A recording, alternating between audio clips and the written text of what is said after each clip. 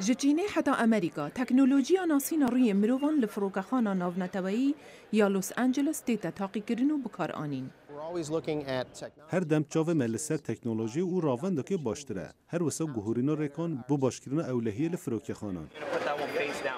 اف پروگرام کوینه سیمای رونگان دگرد و لگل وینه سر پاسپورت آوان براورد دکه ریکا قانویا جبو اولکاریه.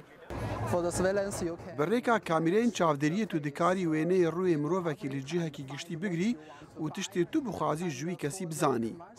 ji bo bazirganiyê tu dikarî navdaran binasî dematêne firojgehan dak û xizmetên taybet ji wan re pêşkêş bikî. لوان چند سالان دا پێشڤەچوونên mezin hatine kirin ji bo vê teknolojiyê. Ev vîdyoya nîşa dide ka çawa dikare zarokekê windabûyî binase. Niha kompyûter bilezin. Me beşê girtina wêneyan heye û mîkanîzma wan gelek bileze bû prosekirina zanyariyên pêwîst.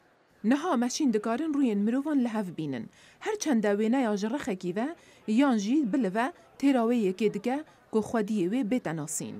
Kompaniya Face First yek ji berhemên gelek kompaniyan e ku bernameyên bijarên bêdawî çê dike. Ev yek dê gelek balkêj be. Em rojane bi wan tiştan difikirin ku me hene û bi me re namînin. Weke kilîlên seyarê, kilîlên dergehê malê, kartên bankê, jimareyên nihêniyên me namînin. û şûna wan em dê sîstemê naskirina sîmayê mirovan bikarbînin. Her wiha telefonên smart û helbet niha laptopan jî ev sîstem heye. Şiyana girtina wêneyên kesan bê erêkirina wan xeman derdixe holê. Lê li Amerîka ev xeme ne ji bo hikûmetê ye. Bi rastî xema min mezin ne hikûmet e. Ew kompaniyên mezin ku wan çi sînorînin ji bo parvekirina zanyariyan û armanca bikaranîna wan ku renge ji bo berjewendiyên taybet yan zêdegaviyan be. Lêkolerên teknolojiya nasîna sîmayê mirovan dibêjin pêwîst e çarçêweyek civakî ya rûyên kesan bête çêkirin.